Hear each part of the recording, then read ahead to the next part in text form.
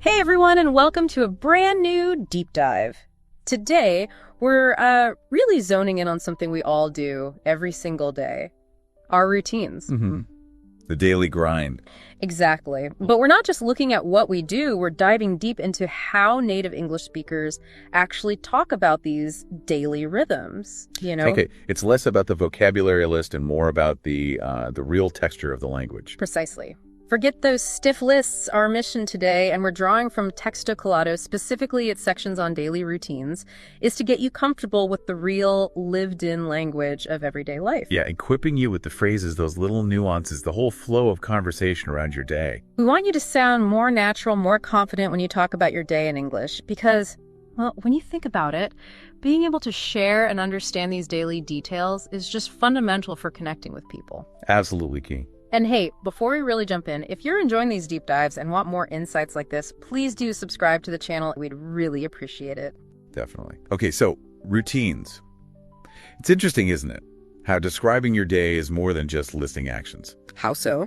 Well, it's like a window, Yeah. into priorities, maybe cultural background, personality even. The language people choose, the tiny details they include or leave out. It all tells a story. Okay, I like that. Let's unpack that story then, starting right at the beginning, waking up and getting ready. Textocol gives us some really common starting points. Right.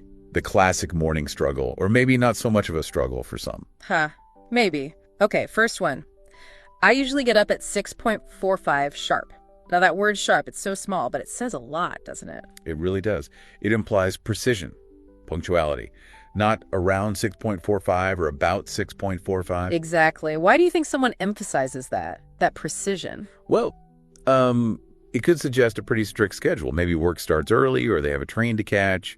Or, maybe they're just naturally a very punctual person. Their internal clock is just set. Right. It implies intention, like you said, not just rolling out of bed whenever. Exactly. Compared to someone saying, oh, I get up around 7, which feels much more flexible, maybe a bit more relaxed about the morning. Okay, then there's this one, which I think is probably super relatable for a lot of people. I scroll through social media for a bit before getting out of bed. Oh, yeah. The modern wake-up call, right? The phone screen. Totally. It's almost like the default for many people now. What does that tell us about, how we start our days now? It's fascinating, isn't it? Yeah. It reflects a huge shift. Instead of immediately engaging with the physical room or the day, the first interaction is often digital. It could be easing into the day, catching up, maybe even a little bit of avoidance of what's next. It definitely says something about technology's place in our lives, right in those first waking moments. Yeah, it really does. Okay, contrasting that, we have, I stretch a little to wake up my body. This feels more, intentional in a physical way. Right. It highlights a conscious choice to engage physically. It suggests an awareness of the body, maybe a value placed on well-being, or just knowing that a little movement helps shake off the sleepiness. It's proactive, preparing yourself physically. Exactly. A deliberate move before the day starts making demands. Okay, now this one I think gets really interesting because of the detail. I hop in the shower, hot water only. That little add-on, hot water only. It's small, but it makes it so much more personal, doesn't it? Absolutely. That's a brilliant point. These seemingly minor details are actually what make language sound authentic and, human. Right. It's not just I shower, it's how they shower. Precisely. It adds personality. You get a little glimpse into their preference. It makes the speaker more relatable, creates connection. It's these kinds of details language learners can really use to sound less like they're reading a script. Yeah, totally. It makes it vivid. Okay, then there's multitasking. I brush my teeth while listening to a podcast. Ah, yes. Efficiency in action.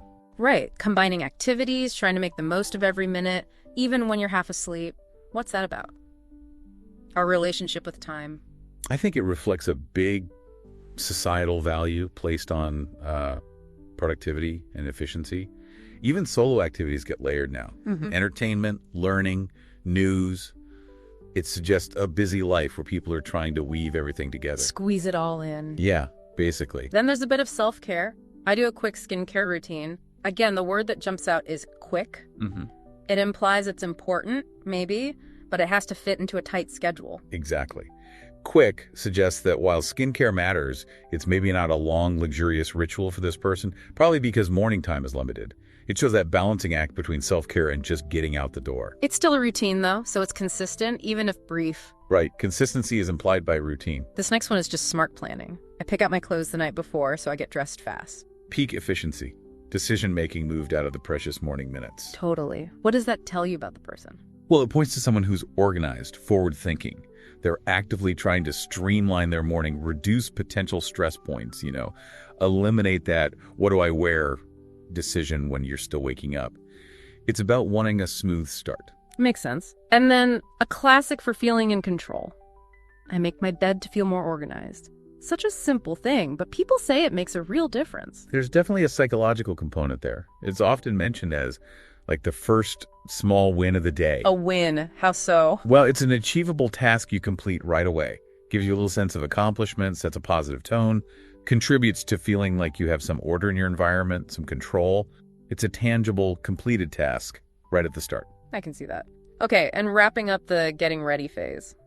I brew some fresh coffee and grab a banana on the go. The essentials for many. Right. The emphasis seems to be on, quality coffee, fresh, but speed for food, grab a banana on the go. What's that combo say? It really highlights common priorities, doesn't it? The need for that caffeine kickstart, maybe the ritual of brewing coffee is important, but breakfast itself needs to be fast and portable because time is tight. It's that balance, again, a desired comfort, the coffee, versus the practical constraint of a busy morning. Yeah, the banana is pure fuel, pure function. Pretty much. Quick energy, easy to eat while walking or commuting. Okay, so those are the actions. But Textocol also gives us some fantastic expressions people use about mornings, like, I'm dead to the world until I've had my coffee. That's so dramatic, but so relatable. It is. And that kind of hyperbole, that exaggeration, is super common in everyday informal English. Why do we do that? Say things like dead to the world. Because it lets us express strong feelings or emphasize a point in a way people instantly get, often with a bit of humor. Nobody actually thinks they're dead, but it perfectly captures that intense grogginess or inability to function that many people feel pre-coffee. It creates a shared understanding, maybe even a bit of camaraderie. Coffee comrades. Exactly. Okay, then there's the struggle acknowledged. Mornings are rough, but I power through. It admits it's not easy, but shows determination. Right. And phrases like that resonate because, well, life isn't always easy, right? We face challenges, we cope. Saying something is rough is casual, relatable. And power through implies that conscious effort to overcome it. It creates solidarity. Yeah, you hear that and you think, okay, I get that feeling.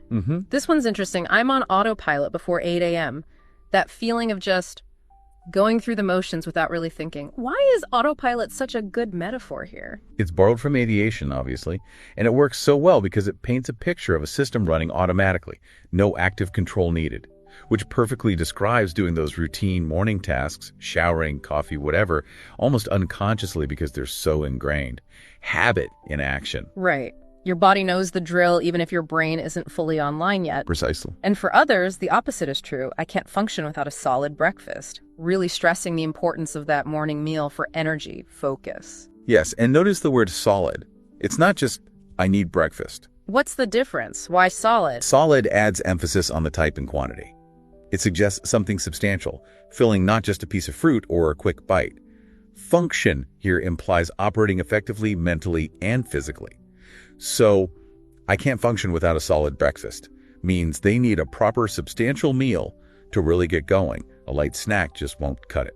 Got it. It implies a real dependency on that meal for performance. Exactly. It reveals how crucial that meal is for them. Okay, so after all that morning detail, Textocol asks some great questions for you listening. What's your morning routine like? Are you more of a morning person or a night owl? Do you shower in the morning or at night? These are great prompts, not just for practicing English, right? Absolutely not just for practice. Connecting language learning with personal reflection is incredibly valuable. Why is that? Because when you think about your own life, your own habits, you're not just memorizing abstract phrases. You're applying the language to yourself, making it relevant, sticky, easier to remember. It also helps you express yourself more authentically and connect with others by sharing your actual experiences. And yeah, like you said, great conversation starters too. Asking someone, are you a morning person, is a classic. Totally. Breaks the ice easily. All right, so morning rituals. Navigated. What usually comes next? For many, it's the commute. Ah, yes, the journey. Textocol has plenty on this too. Let's see. I catch the bus at 7:30, right outside my building. Again with the specifics. The time, the exact location makes it feel very real, very grounded. Why do we tend to include those details when just talking casually? Well, partly it's just clarity, right? Makes it easy for the listener to picture it, but also it adds authenticity. It personalizes it. It's not just a generic, I take a bus, it's this bus at this time from this spot. It paints a clearer, more intimate picture. Right. Gives it texture. Okay. A super common one. I plug in my earbuds and listen to music or an audiobook. The commuter's shield and soundtrack. Huh. Yeah. Seems like the go-to strategy for so many people, either to use the time or just create that personal bubble, especially if it's crowded. Definitely. It shows how technology lets us manage that commuting experience. We use it for entertainment, for learning, or just like you said, to create a bit of personal space and zone out from the potentially stressful surroundings. Escapism on the go. Pretty much. A way to reclaim that time for yourself. Then there's the less fun reality for some. The subway's packed during rush hour. That word packed, it's so effective, really conjures that image of being crammed in. It does. It implies very dense, very little room to move. Very common for public transport at peak times. And rush hour itself is key vocabulary there, those morning and evening periods when everyone's traveling. Are there other words people use for crowdedness? Like if it's not quite packed? Sure. Crowded is the general term. You might hear jammed, which also suggests being squeezed in tightly. Swarming implies a lot of movement within the crowd. Teeming suggests a very high concentration of people, like a teeming marketplace. Packed feels particularly relevant for confined spaces like trains or buses. Good to know. Okay, a greener option. I bike to school when the weather's nice. That condition, when the weather's nice, is key. Absolutely. It tells you immediately it's not their only way of commuting. It's conditional. So what does that imply? It implies it's probably a choice based on preference or enjoyment, not necessity. They likely have another way to get there when it's raining or cold. It suggests flexibility and maybe a desire for a more active commute when conditions are right. Makes sense. What about those mornings when things are going wrong? I grab a smoothie on the way if I'm running late. Ah, the emergency backup breakfast. Right. Quick, easy, consumed during the commute itself. Why is a smoothie such a common choice for that? Well, they're fast to buy, easy to drink while moving, portable, and they can offer some nutrition pretty quickly. The phrase on the way really emphasizes it's happening during the journey, fitting into that tight, rushed schedule. Convenience is king there. Totally. Okay, arriving at the destination. I start work at 9, but I like to arrive early. This shows a personal preference, right? Yeah. Building in a buffer. Exactly. It reveals something about their personality or work style. What are the upsides people mention for getting in early? Often, it's about having a calmer start. Time to settle in, maybe grab that coffee we talked about, check emails, organize the day before the phones start ringing or meetings begin. Reduces the stress of rushing. For some, it's quiet time to focus before interruptions. It usually signals a proactive approach. Right. Getting ahead of the curve a bit. And then the actual settling in. I settle in with a glass of water and check my schedule. Small actions, but they seem important. Yes, settle in implies that transition, moving from commute mode to work mode. Finding your space, getting organized. The water is hydration, maybe a small ritual. Checking the schedule provides the map for the day. It's about creating that readiness, that sense of order before diving in. Okay, now let's look at some native-style phrases about commuting from Textocol. This one's great. The commute is a drag, but I make the most of it. A drag. So simple, so effective. Very common informal term. Just means boring, tedious, unpleasant. What are some other ways people might say that informally if something's a drag? You might hear it's a pain, or it's a hassle, maybe it's tiresome. A chore sometimes works too if it feels like an obligation. A drag really captures that long and exciting feeling well, though. Got it. Okay, a practical one. Sometimes I carpool with a coworker, sharing the ride. Could you just quickly explain carpooling for listeners who might not know the term? Sure. Carpooling is basically when two or more people going to the same general place, like work or school, decide to travel together in one car. And how does it usually work? Well, they might take turns driving their own cars, maybe week by week. Or one person might always drive and the others chip in for gas money and maybe parking costs. And the benefits? Lots. Saves money on gas and potentially tolls or parking for everyone involved. It's better for the environment. Fewer cars mean less traffic, less pollution. And, it can make the commute less boring if you have someone to chat with. Builds connections with colleagues, too. Very practical. Yeah, makes a lot of sense. Okay, another mention of fitting things in. I squeeze in a quick podcast before getting to work. That phrase, squeeze in. Yeah, it really emphasizes fitting something into a tight space in your schedule when you're already busy or you only have a small window of time. Can you give other examples of things people squeeze in? So definitely, you might squeeze in a quick workout at lunch, squeeze in a phone call between meetings, squeeze in some errands before heading home, squeeze in reading a chapter before falling asleep. It always implies limited time and needing to be efficient. Right, making it fit somehow. And then the classic commuter complaint. The train is always delayed. Typical Monday. Oh, that typical Monday. Yes.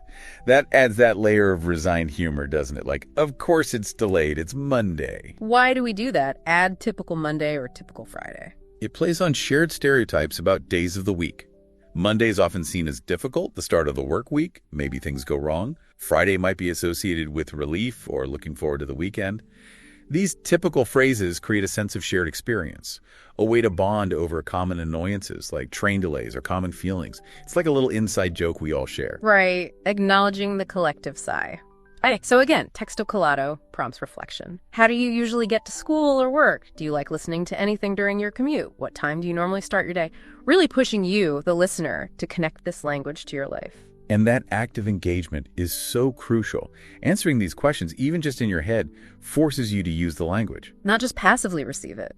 Exactly. You had to retrieve vocabulary, form sentences about your reality. That strengthens recall, makes it more meaningful, and really builds confidence for actual conversations where inevitably someone will ask you about your commute or your day. Makes perfect sense. Okay, so we've done the morning, done the commute. We're now into the midday zone lunch break. The midpoint recharge. Textocol has stuff on this too, like I take a lunch break around 1 p.m. Notice the around. Yeah, approximation again. Not sharp, like the wake-up time for some. Why is around so common for things like lunch? Because life happens. Work runs over, meetings get scheduled. Maybe you're just not hungry exactly at 1:0. Around reflects that reality, that bit of flexibility in most people's schedules. It sounds more natural than pretending everything runs like clockwork, less rigid. Right. Okay, the social side. I usually go to a nearby cafe with my coworker. Lunch isn't always solitary. Often it's a key social time in the workplace, a chance to connect with colleagues on a more personal level, step away from the desk. What are the benefits of that? Socializing at lunch. Well, it can definitely reduce stress, boost morale. It's a mental break from tasks. Builds camaraderie, stronger team relationships, which can actually help with collaboration back at the desk later. It's important downtime. Definitely. Then there's the food itself. I try to eat healthy salad, rice bowl, something light. That phrase, try to. Ah, yes. The intention is there. What does try to really convey? It signals an effort, an aim, but it also subtly acknowledges that it doesn't always happen. It shows awareness of the goal, eating healthy, but hints that, sometimes life gets in the way or temptation strikes. It's realistic, self-aware. Yeah, because the next phrase often follows. Sometimes I just grab a sandwich from the corner store. Convenience wins. Exactly. Practicality often takes over when time is short or you didn't plan ahead, and just grab reinforces that. How so? What does just grab imply? It implies a quick, easy, maybe slightly impulsive choice, probably driven by convenience or hunger, not necessarily a thoughtful decision about the perfect meal. It's the simple, readily available option. Expediency. Got it. Okay, using the break differently. I use my break to go for a short walk. Getting away from the desk, getting some air. Super beneficial. Yeah. Especially if you sit most of the day. That movement, the change of scenery. What are the advantages people feel from doing that? Physically, it helps with stiffness, gets the blood flowing. Mentally, it's a great stress reliever, can improve focus for the afternoon. Even a short walk can boost creativity and energy levels. It's a real refresh. Yeah, I can see that. People also use the time for life admin. I check my personal messages or run a quick errand. Lunch break, multitasking. It often becomes the only window during the workday to handle those personal things that need doing right. What kind of things fall under a quick errand? Usually short trips for specific tasks, like picking up dry cleaning, mailing a package at the post office, a quick bank stop, grabbing one forgotten item from a shop. Things you can hopefully do relatively fast. The key is quick. Right. And then the desk lunch dilemma. I try not to eat at my desk, but it happens. That ideal versus reality struggle again. So common. We know it's probably better to step away, but deadlines loom, or it just feels easier sometimes. Why do people generally think eating at your desk isn't ideal? What's the downside? Several things, really. It blurs the line between work and break time so you don't get a proper mental disconnect. You might eat more distractedly, not really noticing your food or feeling full. Mindful eating goes out the window. Plus, crumbs on the keyboard isn't great. It's generally seen as relaxing, less restorative than taking a proper break away from your workstation. Yeah, that makes sense. Okay, some natural expressions about lunch now. I bring my own lunch to save money. Very practical, very common. Huge motivator for many. Eating out every day adds up fast. Are there other big reasons people pack their lunch besides cost? Oh yeah, health is a big one. You control the ingredients, portion sizes. Maybe you have dietary needs, allergies, or specific preferences. Some people just prefer their own cooking. And it can save time, too, not having to queue up somewhere to buy food. Right, controlling convenience in a different way. I like this next one. Lunch breaks are my reset button. Nice way to put it, isn't it? The idea of pausing, recharging before the second half of the day. How can someone really maximize that reset, make the most of their break? Definitely try to physically leave your workspace if you can. Go outside, even for a few minutes. Do something totally unrelated to work. Read, listen to music, chat with someone about non-work stuff. Eat mindfully, without screens if possible. Yeah. Just creating that clear separation is key. Disconnect to reconnect, basically. Exactly. Then there's, I keep snacks at my desk, I'm always hungry. So relatable, especially mid-afternoon. The 3 p.m. slump hits hard sometimes. Having snacks on hand is a survival strategy for many. What are some good, relatively healthy desk snack options? Things like nuts, seeds, maybe some dried fruit, whole grain crackers, fresh fruit like apples or bananas are easy. Yogurt, if you have a fridge. Even a small piece of dark chocolate. Things that give sustained energy rather than a sugar rush and crash. Good tips. And speaking of crashing, afternoons drag if I overeat. That sluggish, sleepy feeling after a big lunch. Oh, the dreaded post-lunch coma. Yeah. Very real. How can people try to avoid that strategically? Eating a balanced meal helps protein, fiber, not too heavy on refined carbs or fats. Moderate portion size is key. Avoid sugary drinks that cause that spike and crash. Staying hydrated with water through the afternoon helps fight fatigue too. And, if possible, that short walk after eating can really aid digestion and keep energy levels up. Right, don't overload the system. Okay, so Textocol again prompts us with questions. Where do you usually have lunch? Do you take a full break or eat while working? What's your go-to lunch during the week? Thinking about your own habits, why is it important to be able to talk about these seemingly, mundane parts of the day in English? Because that's what real conversation is often made of. These everyday details, the small talk, it's the glue that holds interactions together. Being able to share these things makes you sound more natural, helps build rapport, navigate social situations. It's not just about discussing big, complex topics. It's about connecting on a human day-to-day level. Sharing the small stuff. Exactly. That's how relationships are often built. All right, afternoon's done. We're heading into the evening routine, winding down. The final stretch. Textocol covers this too. I clock out around 6 and head straight home. Okay, clock out. What does that mean exactly? It's the official act of recording that you've finished your work hours for the day. How do people actually do that? Is it still punching a card? Sometimes, maybe in older systems or certain industries, but now it's often electronic logging out of a computer system, swiping an ID card, maybe using a fingerprint scanner. The method varies, but the purpose is the same. Track work hours for pay and attendance. And head straight home implies no detours, just a direct journey back. Got it. And the first thing many people do upon arriving, I change into comfy clothes as soon as I get in. The ritual shedding of the work persona seems almost universal, that desire for comfort. Totally. What counts as comfy clothes, though? Oh, anything soft, loose, relaxing. Sweatpants, pajama bottoms, maybe leggings, a soft t-shirt, a hoodie, a robe, whatever feels comfortable and unrestricted compared to work clothes. Comfort over style is the rule. Freedom. Okay, dinner time. I cook dinner. Nothing fancy, maybe some pasta or stir fry. Notice the nothing fancy and the examples. Simple, everyday meals. Why are those kinds of meals, pasta, stir fry, such common weeknight go-tos? Because they're usually quick.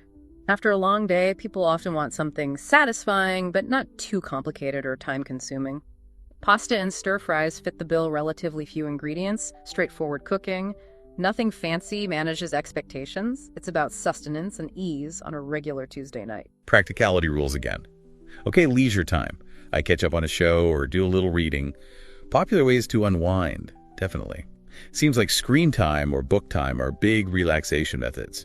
What else do people typically do in the evenings to relax? Well, Spending time with family, partners, or pets is huge. Maybe pursuing a hobby, playing music, crafting, gaming, listening to music, just chatting, taking a bath. Sometimes, honestly, just doing nothing, just resting. The goal is usually de-stressing. Right. Shifting gears. Then there are the chores. I clean up the kitchen and take out the trash. The less fun but necessary parts. It gotta be done, right? Keep the place functional. Are there big cultural differences in how evening chores get handled? There can be, yeah. Expectations about who does what might differ based on culture or family dynamics. The emphasis on tidiness can vary. Access to things like dishwashers makes a difference too. But the basic need to clean up after meals and maintain the home is pretty universal, even if the specifics vary. True. Okay, prepping for sleep. I take a warm shower before bed helps me relax. That warmth seems key. It is. People often find it soothing. Is there a scientific reason for that? Why a warm shower helps with sleep? Yeah, a couple of things. The warmth itself helps relax muscles, easing physical tension. But also, when you get out of the warm shower, your body temperature starts to drop.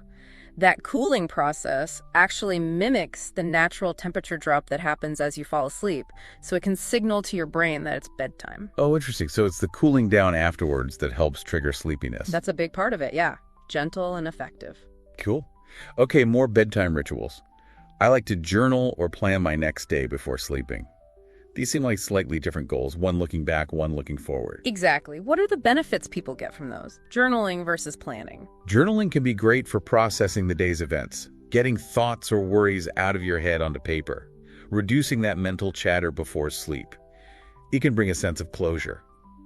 Planning the next day, on the other hand, is more about organization, reducing anxiety about tomorrow by having a clear idea of what needs doing, feeling prepared. So one clears the mind of the past, the other organizes the future. Kind of, yeah. Both can lead to a more peaceful night by tackling different kinds of mental load. Makes sense. And the reality of bedtime itself. I try to be in bed by 11, but sometimes it's midnight. That intention versus reality again. Happens to the best of us. What are the common culprits? Why do people end up staying up later than they planned? Oh, loads of reasons. Getting sucked into a good book or a show, just one more chapter, one more episode. Scrolling social media or going down internet rabbit holes. Unfinished work or chores nagging at you, chatting with family or friends, or sometimes just feeling like you haven't had enough me time yet and wanting to stretch the evening out. Yeah, resisting the end of the day. Totally. Okay, let's look at some casual evening expressions. I crash early if it's been a long day. Crash early. Very informal, very descriptive. Means going to bed much earlier than usual, purely out of exhaustion. Are there other ways to say that? Going to bed early because you're wiped out. Yeah, you might hear, I'm hitting the hay early. That's an older idiom. Or, I'm calling it a night earlier than usual. I'm turning in early. Or just simply, man, I'm beat. I'm going to bed. Crash early really captures that sudden exhaustion well, though. Okay. Then there's the feeling of relief.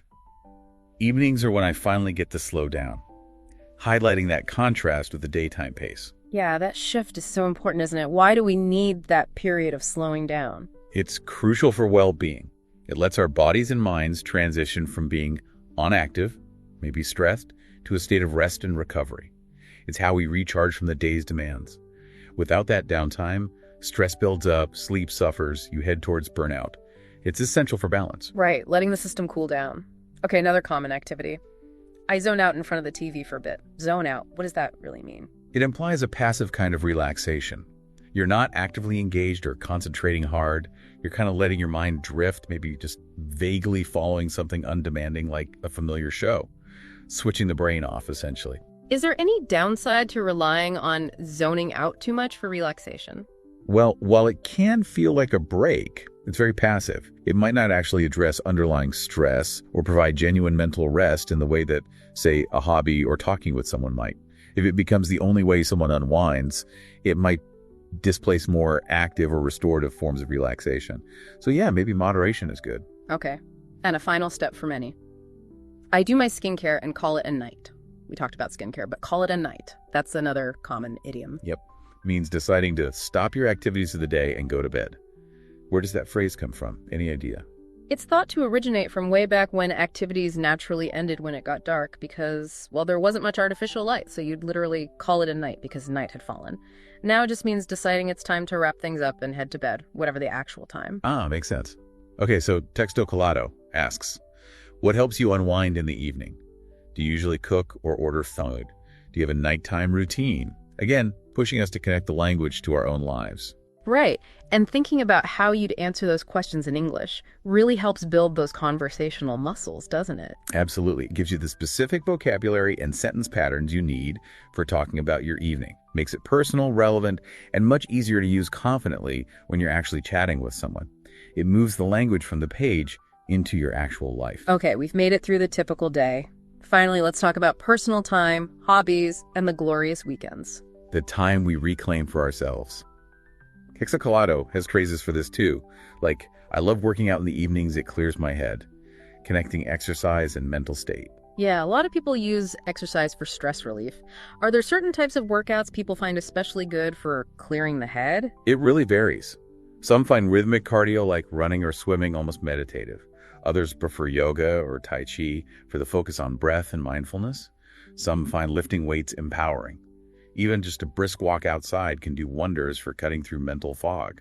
It's very personal. Finding what works for you. Okay, the classic weekend feeling. On weekends, I sleep in and take it slow. That desire to catch up on rest. Definitely. Recovering from the weekday schedule, are there actual benefits to sleeping in on weekends? Or does it mess up your sleep cycle? A bit of both, potentially. It can help pay back some sleep debt from the week, which can improve mood and alertness, allows the body to rest and recover. But sleeping in too differently from your weekday schedule can disrupt your internal clock, making Monday morning feel even harder.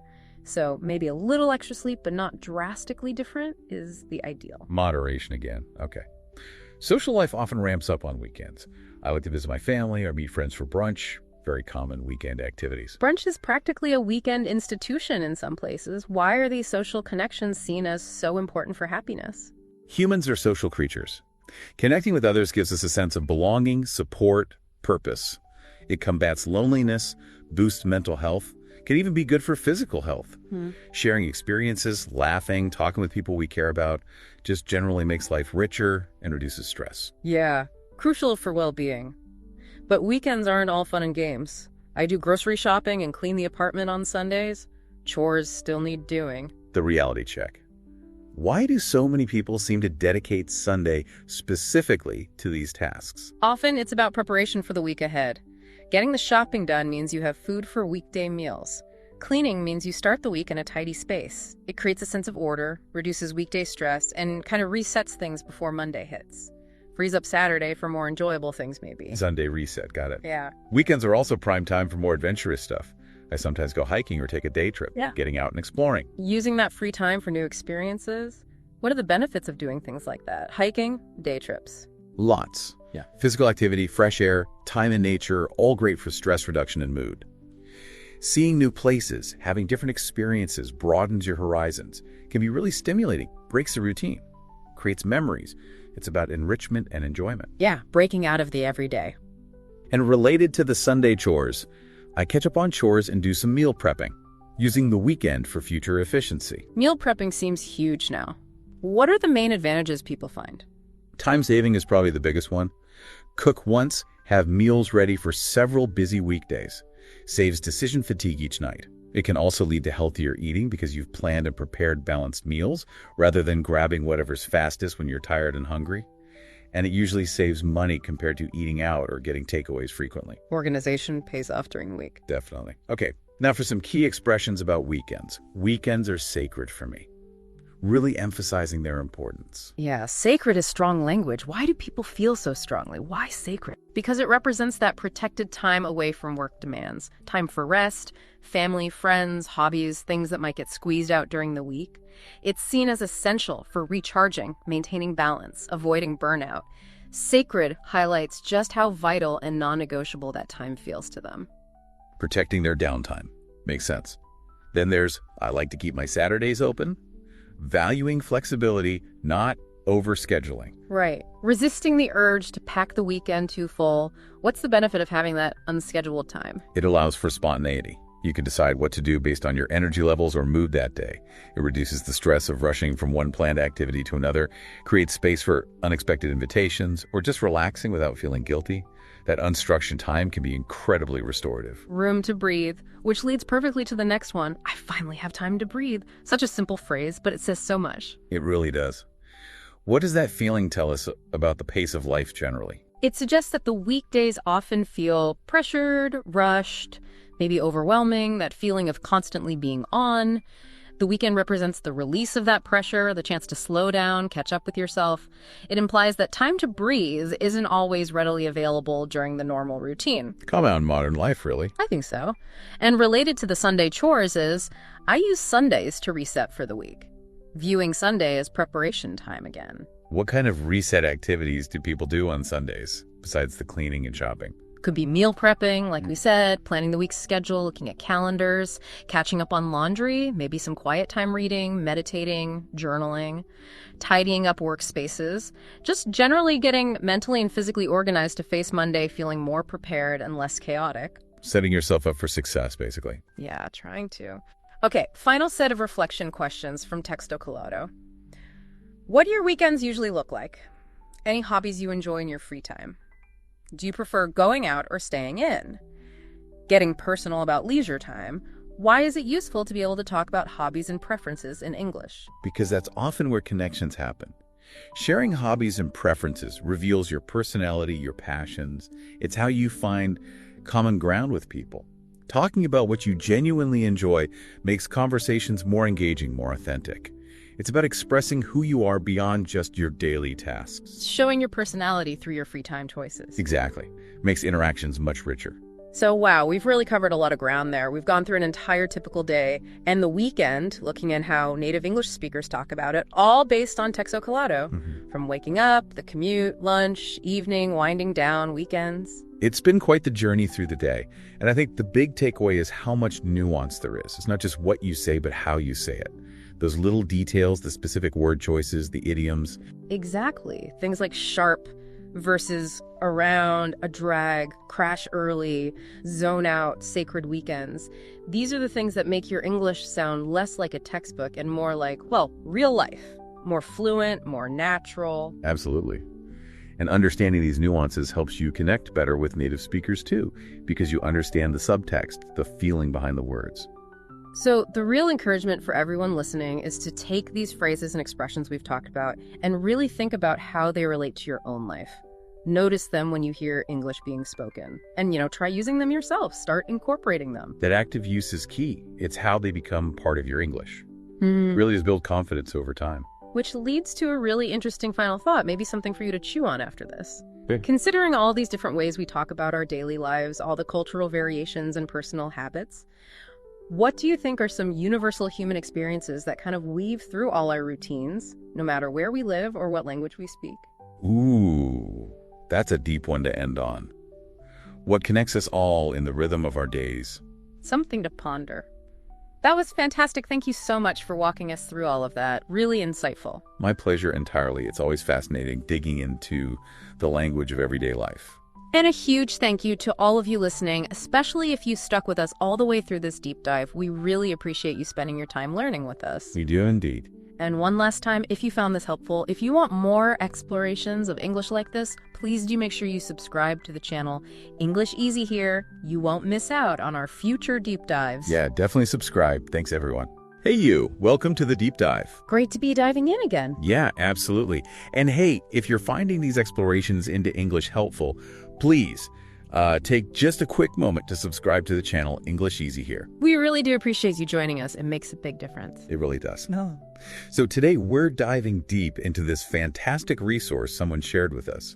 It's called Daily Routines in English Speak Like a Native. And the goal here is pretty clear, right? We want to unpack this, really dig into it so that you can talk about your everyday stuff, your daily activities in English and sound, well, more natural. Exactly. More confident, less like you're reading from, a textbook. We want to give you that shortcut. Yeah, move beyond those sort of stiff standard phrases. Right. And this source, it's structured really nicely, actually. It kind of walks you through the whole day. It does, from waking up, getting to work or school, lunchtime, then the afternoon, evenings. The free time, weekends, all that stuff. And it even throws in some bonus expressions at the end. Yeah, which are super useful. So we'll be looking at the common phrases, sure, but also digging into those more native-sounding expressions. And the questions, too. The questions you can actually use to, start these conversations. Exactly, get things flowing naturally. Okay, let's do it. Let's unpack this, starting right at the beginning of the day, that moment we, some of us love, some of us hate, waking up. Yes, the morning routine, always a popular topic. So the resource gives us some common starting points, like I usually wake up at 7 a.m. Okay, pretty straightforward, simple fact. Yeah. But then it gets a bit more real, doesn't it? With my alarm goes off at 6:30, but I hit snooze like 3 times. Oh yeah, that one. I mean, that just resonates, doesn't it? Hitting snooze. Absolutely. I think almost everyone can relate to that on some level. Maybe not always 3 times, but... But the action itself. Yeah. Hit snooze. It's such a specific, common little ritual. It is, that tiny, almost universal experience. And using that phrase immediately makes your English sound more, lived in, authentic. Yeah, like you actually do that, not just learn the words. Exactly. You're sharing a genuine bit of your morning struggle, maybe. Right. Okay, so after potentially hitting snooze, we have the next step. I get out of bed around 7:15. And notice that little word, around. Yeah, I did. It's not precise. Exactly. It reflects how we actually talk about time, doesn't it? It's often approximate, not always down to the exact minute. Around 7.15, about 7.15. Gives you that little bit of flexibility. Then, this one is very 21st century. The first thing I do is check my phone. Yep. For better or worse, right? That's become such a widespread reality. It's almost automatic for so many people. It really is. Hard habit to break, I think. For sure. Okay, so after the phone check, we get into the more, let's say, traditional getting ready stuff. Like I brush my teeth and wash my face. Simple, essential actions. Can't really get more basic than that. No, pretty universal. And then showering. The resource gives us a couple of ways to say this. I jump in the shower versus I take a quick shower. Ah, yes. Subtle difference there. What do you think? Well, jump in feels faster. Yeah. More impulsive, maybe. Like you're really rushing. Yeah, I agree. Jump in has that sense of immediacy. Like maybe you overslept or you're just trying to get it done really fast. Bang, in the shower. Whereas take a quick shower. Yeah. Still fast, but maybe slightly less frantic. Right. It still implies brevity. It's not a long, luxurious shower, but maybe it's just your normal routine to be quick. Feels a bit more intentional, perhaps. Okay, that makes sense. And then there's the variation. I like to take a cold shower to wake up. Ooh, brave. Definitely. But that's a great example of adding a specific detail, isn't it? It really is. It tells you something immediately about the person. Maybe they're disciplined. Maybe they just really need that jolt. Yeah, it's a conversation starter right there. You'd probably ask, really? A cold shower? Exactly. See how these little phrases can open things up? Definitely. Okay, moving on. Then I get dressed. Simple, direct. Yep. Standard sequence. But the next one's interesting. I grab a coffee and maybe a light breakfast. I like the maybe there. Me too. Yeah. It's very realistic Yeah. because, not everyone eats breakfast. Or maybe it's just coffee some days. Right. It's not assuming a big cooked breakfast every single morning. Yeah. That maybe a light breakfast is perfectly reflective of how lots of people actually are in the morning. Precisely. And the phrase, grab a coffee, it's so common, isn't it? Yeah. Much more natural than saying, I procure a coffee or something formal. Exactly. Grab a coffee, grab a bite, grab lunch. It implies quickness, informality, convenience, very conversational. Got it. And then rounding off the morning routine, we have, I pack my bag and head out. Head out? That's another really good phrasal verb. Meaning to leave, basically. Yeah, exactly. To leave a place. What time did you head out this morning? I need to head out by 8. It's much more common in spoken English than just saying leave. Okay, cool. So those are the, let's say, the building blocks, the common phrases for describing the morning. The nuts and bolts, yeah. But then the resource introduces these native-like expressions. And this, I think, is where you can really start to sound, less like you're just translating in your head. Absolutely. This is where the personality comes in. The first one is a classic, I'm not a morning person. Ah, yes. A very, very common self-description. It says so much in just 4 words, doesn't it? It really does. It's not just saying, I don't like mornings. It implies a whole kind of disposition, doesn't it? Maybe you're grumpy before coffee, maybe you're slow to get started. Maybe you just genuinely function better later in the day. Exactly. And it's instantly relatable for anyone else who feels the same. It creates a connection. It's almost like a cultural shorthand. Yeah, it really is, like you're joining a club or something. Okay, next expression. I need at least 2 cups of coffee to function. Huh. Another very relatable one for many, the emphasis on function. Right. It's not just I like coffee, it's I need it to operate. It really highlights that dependency, maybe a bit humorously, on caffeine to just, get the brain working. Yeah. It paints a clear picture. You can almost see the person before and after those 2 cups. Definitely. Then, I'm always rushing in the morning. This one describes the feeling of the morning, not just the actions. Exactly. It's about the pace, the stress level. It suggests chaos, maybe being slightly disorganized or just having too much to do in too little time. Yeah, a constant state of being behind schedule, perhaps. Could be. And then the last one in this section offers contrasts. My mornings are super chill, chaotic, productive. I like these. Just one adjective changes the entire vibe of the morning. It does. Super chill, you immediately picture someone relaxed, maybe meditating, taking their time. Right. Chaotic, maybe kids running around, lost keys, spilled coffee. Total opposite. And productive, someone who, maybe gets up early, exercises, answers emails, all before they even leave the house. These words are great for adding that personal flavor, describing the how, not just the what. Precisely. They tell a story quickly. Okay, so these expressions add personality. Now, the resource also points out some useful questions for conversations about mornings. The first is basic, but essential. What time do you usually wake up? Yeah, it seems simple, but it's the natural starting point, isn't it? And the answer can lead anywhere. Exactly. Someone might say 7 a.m. sharp, or, oh, it depends, usually around 8, or way too early. It opens the door. It does. Then, do you have a morning routine? This is a good one because it prompts a description, a sequence of events. People often like talking about their routines or lack thereof. Yeah, you get more detail than just the wake-up time. And finally, do you eat breakfast or skip it? Another very common question. And again, the answer can spark follow-up questions about food, habits, maybe even cultural differences around the first meal of the day. Absolutely. So these questions are really tools, aren't they? Tools to get the conversation going and connect with someone. Definitely. Simple questions, but effective for natural interaction. Okay, let's move on then. Past the morning, into the next phase. Going to work or school. Right. The transition, the journey. The resource starts us off again with common phrases. I leave the house around 8. There's that around again. Approximate time. Very natural. Seems to be a pattern. Then we get into transportation. I take the bus, train, subway to work. Standard ways to describe using public transport. But here, as we touched on, vocabulary matters, right? Hugely. You mentioned subway versus underground. Yeah, subway is common in the US, Canada. Underground, or the tube in London. In other places, it might be the metro. So knowing the local term is pretty important if you want to sound natural, and also just to understand what people are talking about. Absolutely. It's a key regional difference. Then there's, I drive to work, traffic is the worst. Huh.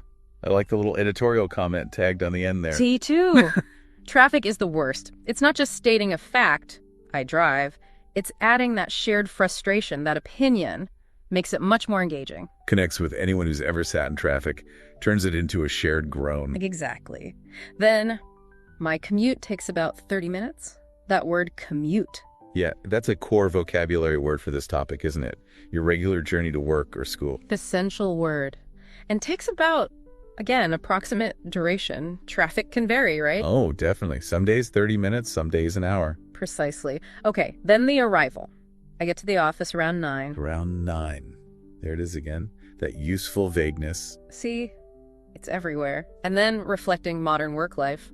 I work from home most days. Very common now. Or the slightly more descriptive version. I'm a remote worker, so I usually just walk to my desk. Yeah, that clearly paints the picture. No traffic jams there. Lucky them. Then, starting the actual work, I start my day by checking emails. I'd say that's probably the most common answer you'd get if you ask people what they do first at work. I think you're right. It's almost a default setting for many jobs. Mm-hmm. And finally, I have a few meetings in the morning. A few. Yeah, it suggests what? Maybe 2, 3, 4. Not back to back, but some scheduled interaction. Exactly. More than one, but not an overwhelming number. A general sense of the morning structure. Okay.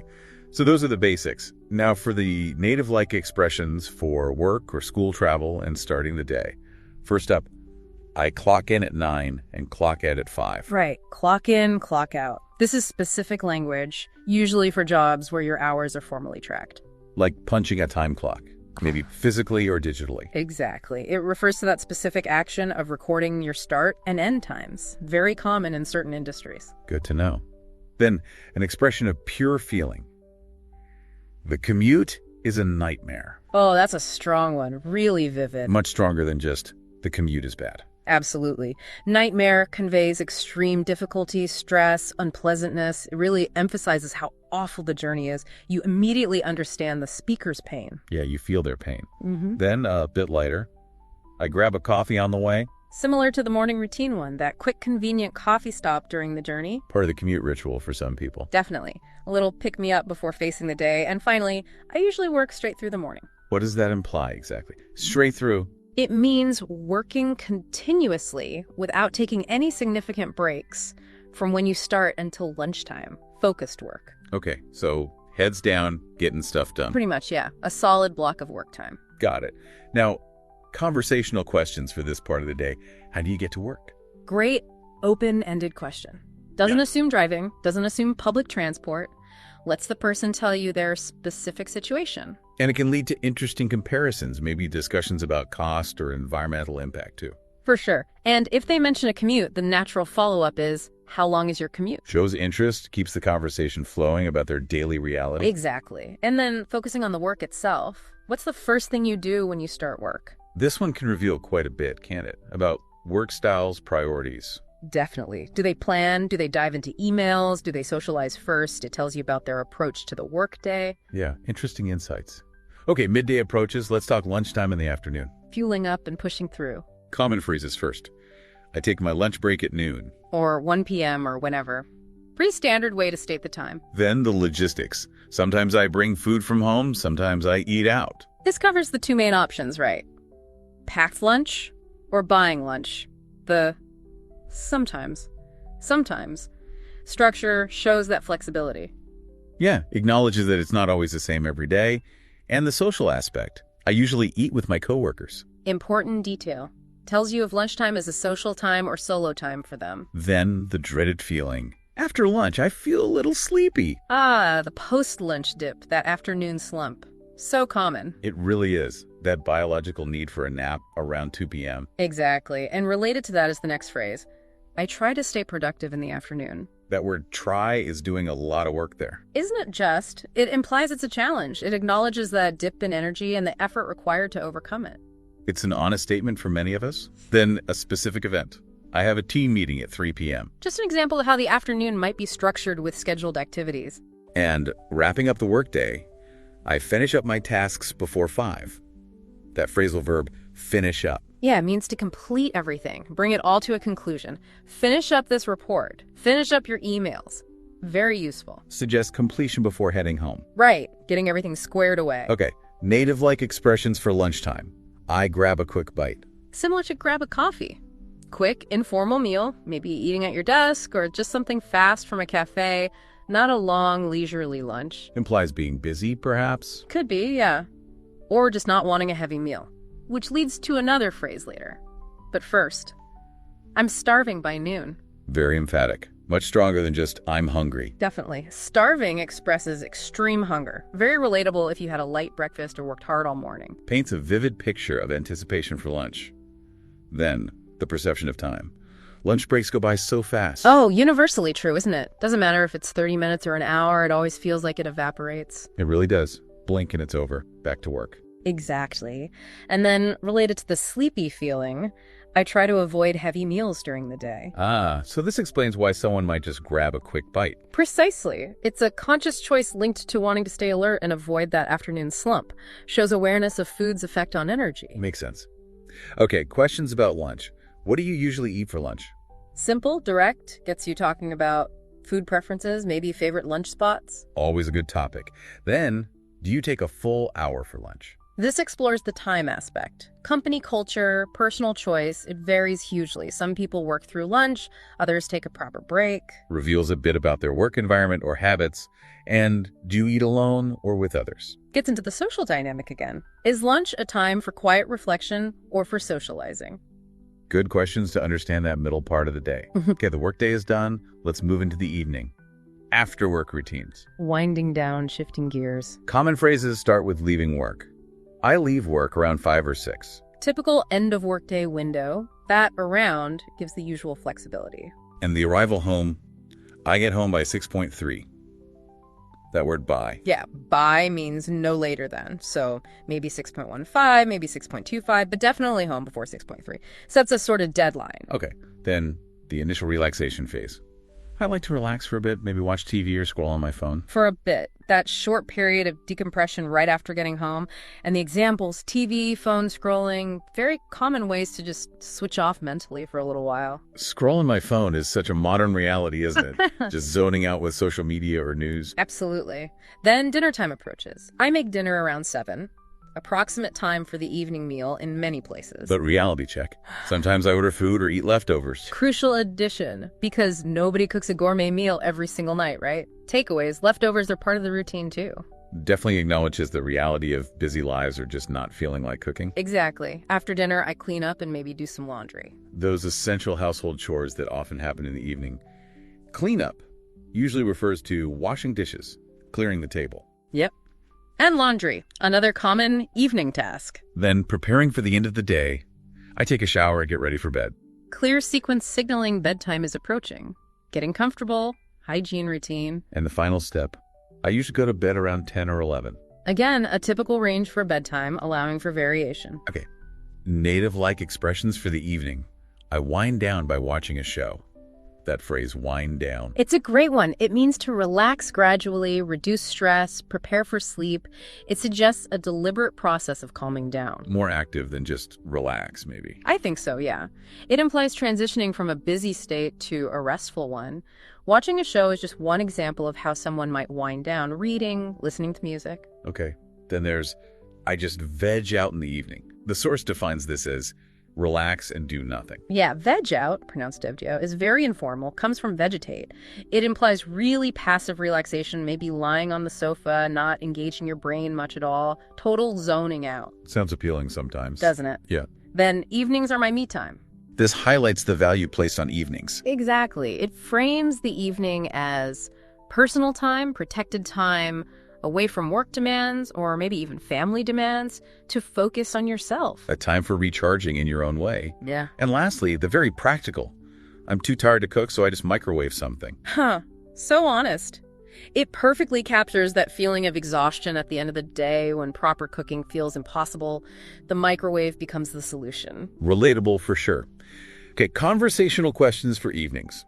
What do you usually do after work? Nice and broad. Opens the door to hobbies, relaxation, chores, anything really. Good starting point. Then, more specific, do you cook every day?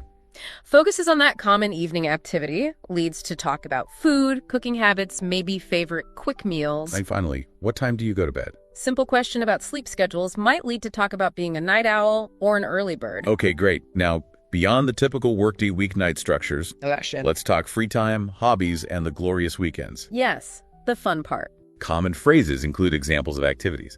I like to read, play games, or hang out with friends. Just gives a few typical leisure pursuits. Hang out with is a very common informal way to say spend time with. Good one. And a weekend favorite. On weekends, I sleep in. Ah, sleep in. Such a lovely phrasal verb, meaning sleep later than usual. A weekend luxury for many. Definitely. Then, a common weekend chore. I go grocery shopping on Saturdays. Lots of people do their big shop on the weekend, so it's a relatable routine task. And trying to be healthy. I try to get some exercise in, maybe go to the gym or take a walk. Again, that try suggests intention, maybe not always achieved. And get some exercise in means finding time for it within your schedule. The examples are common forms of exercise. Then home entertainment. I watch movies or binge a series on Netflix. Binge a series or binge watch, watching multiple episodes back to back, a very common term now with streaming services like Netflix. Yeah, weekend binge watching is definitely a thing. And socializing. I go out for dinner or meet up with friends. Highlights the social side of weekends, connecting with people. Meet up with is another good phrasal verb for arranging to see someone. And sometimes getting away. I sometimes travel on weekends.